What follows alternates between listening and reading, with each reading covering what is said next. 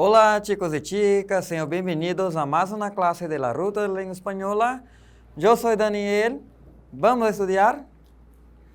Olá, galerinha da terceira série do ensino médio. Nós vamos falar um pouco, na verdade vamos fazer uma análise crítica literária da obra Don Quixote de la Mancha, né? Uma obra escrita por Miguel de Cervantes. Em aulas anteriores nós já tratamos um pouco dessa obra, falamos o contexto em que ela ocorreu, que na ocasião foi o Siglo de Ouro, que é o famoso século de ouro, um movimento forte da literatura, da arte, da música, em meados em meados do século XVI, XVII, na Europa, né, toda ali a região Portugal e Espanha, que eram superpotências na época. E hoje nós vamos fazer uma análise um pouco mais profunda nessa questão da obra de Don Quixote, para entender um pouco das perspectivas do que ele via, de como essa obra foi produzida e o que é que na verdade ela queria resgatar. Então vamos lá, slide na tela.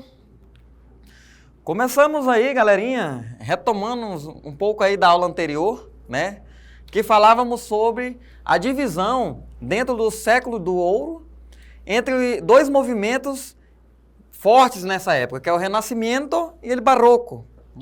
Então a obra Don Quixote ela foi escrita no período onde já estava em transição do Renascimento para o Barroco e onde ali nós tínhamos alguns acontecimentos sociais que culminaram para essa percepção crítica de Miguel de Cervantes. Ele nasceu e cresceu dentro desse contexto, né? Nós havia ali, uma transição também de modelo econômico, do feudalismo, né, que era um modelo predominante aí do período das grandes navegações, de transição desse feudo para o capital, que é o capitalismo. E essas transições elas também foram influenciadas dentro da literatura, né? Então, dando continuidade, nós temos Don Quixote de la Mancha, né, uma novela porque ela foi escrita em capítulos, já trabalhamos isso anteriormente. Ele narra a história de Alonso Quijano, que é um fidalgo, uma pessoa, né, um jovem senhor, e que ele, de tanto ler livros de cavalaria, ele acabou tomando aquela ficção e adotando como realidade. Então ele pensava ser um cavaleiro andante, e ele passou a agir como tal, resgatando princesas, salvando as pessoas em perigo. Então, sempre nessa luta pela justiça. Então, ele ia em busca de justiça.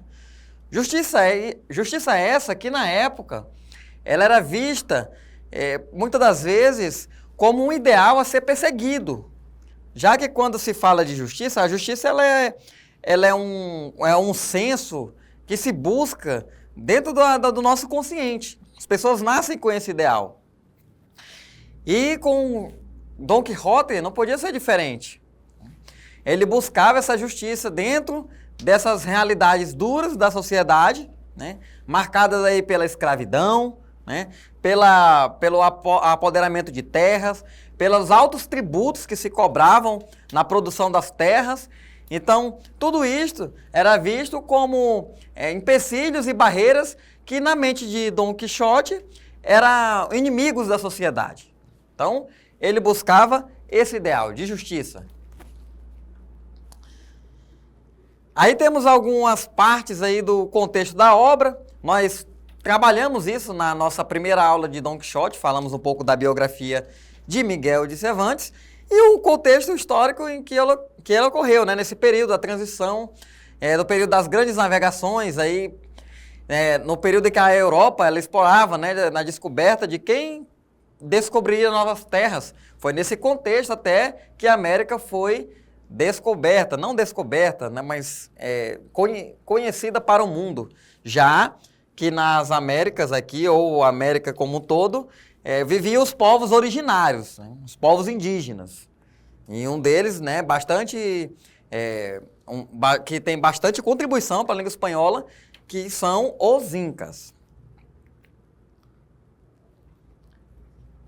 E aí nós temos algum dos motivos que possam justificar aí a obra de Don Quixote, porque ela foi escrita. Então nós falamos aqui que o livro, né, a obra, ela tem uma forte crítica dentro de uma sociedade, né, dentro de uma época de transição, onde o período da cavalaria ele já estava em desuso, né, estava caindo, porque nós tínhamos uma transição ali de o Renascimento para o Barroco. Então, são períodos distintos. Então, essas características das novelas cavalariescas, elas já estavam, como elas estavam em desuso, né, o autor ele resgatou para fazer uma crítica à nova realidade.